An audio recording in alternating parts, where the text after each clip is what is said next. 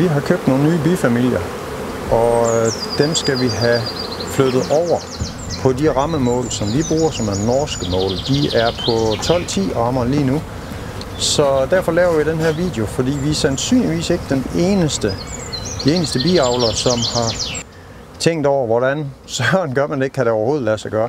Vi har fundet en teknik, vi har gjort det nogle gange, og den vil vi gerne dele med jer. Så nu har vi en rimelig tom tavle her, hvor der ikke er nogen bier i. De kommer hurtigt tilbage, men så det vi skal, det er, at vi skal have taget snoren af her. Det her ståltråd, der er. Det starter vi med at løsne. Det vil vi have hævet ud. Fordi det vil vi ikke have med over på den nye ramme. Så vi løsner her i begge sider. Jeg sætter den fast.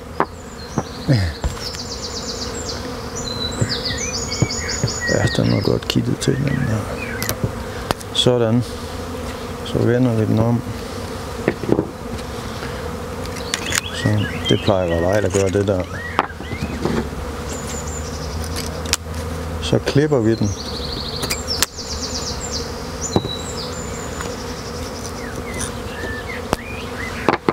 Og så hiver vi den ud, og der bruger jeg simpelthen en tang her, og så er det godt at have en assistent, der lige kan hjælpe med at holde den her. Og så hiver jeg simpelthen bare tråden ud.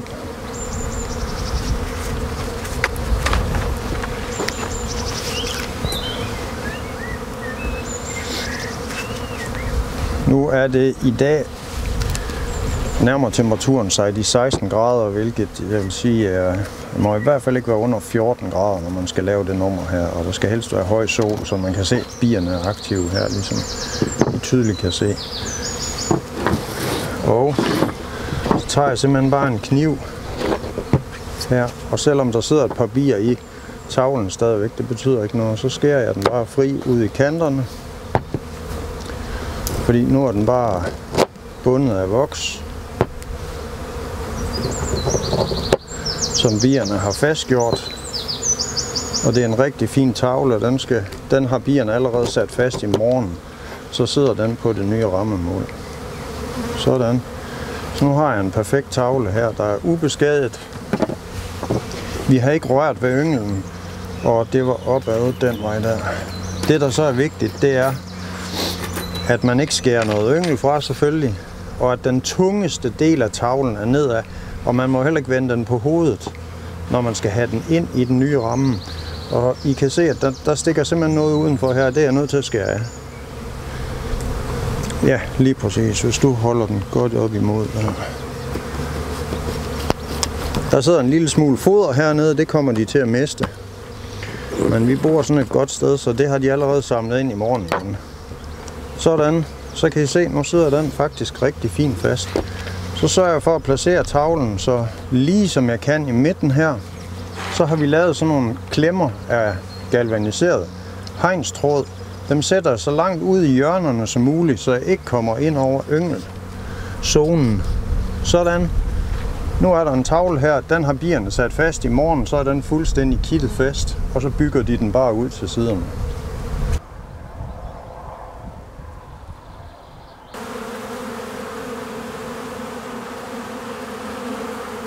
Jeg vil lige vise jer, hvordan jeg laver de her klammer.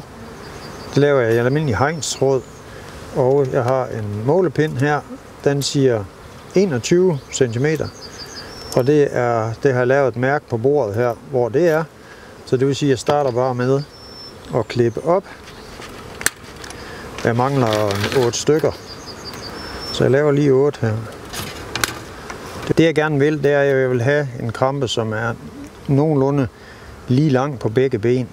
Så det vil sige, at den længde, hvor til jeg skal bukke første gang, skal jeg måle hernede fra, og så derop til.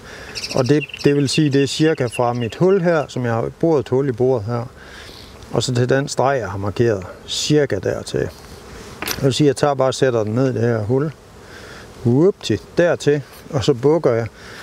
Så tager jeg en tang her, sådan, og så bukker jeg ned. Og så har jeg sådan set den her krampefacon. Og den tager jeg lige og bukker en ekstra gang, så det er så skarpt et buk som overhovedet muligt. Fordi så den ikke rager alt for meget op over selve rammen. Og så tager jeg herude i spidsen, tager jeg lige og bukker begge veje, sådan at den ikke går ind og ødelægger tavlen alt for meget. Det er meget simpelt. Så er der gået et døgn, siden vi flyttede tavlerne over på de nye rammer. Så nu vil jeg kigge ned i stedet for at se, om de er blevet hæftet. Det gør jeg nu.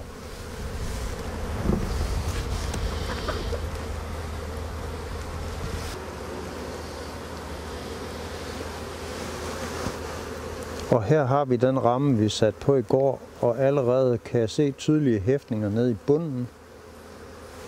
Og den er rigtig fint hæftet. Hele vejen op i toppen er den fuldstændig limet fast og kittet fast.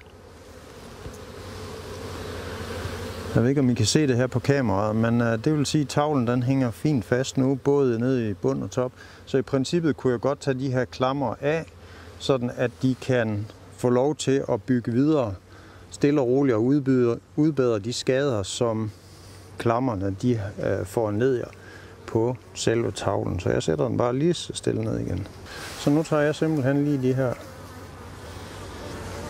lige så stille af. Det var den første.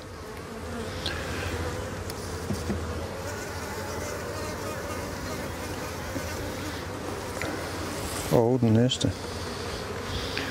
Sådan, og så skal jeg bare have lukket igen. Og jeg bruger altid lige lidt røg, fordi der kommer altid en masse bier op her på toppen. Så bruger jeg lige lidt røg til at få bierne til at trække ned i stedet her.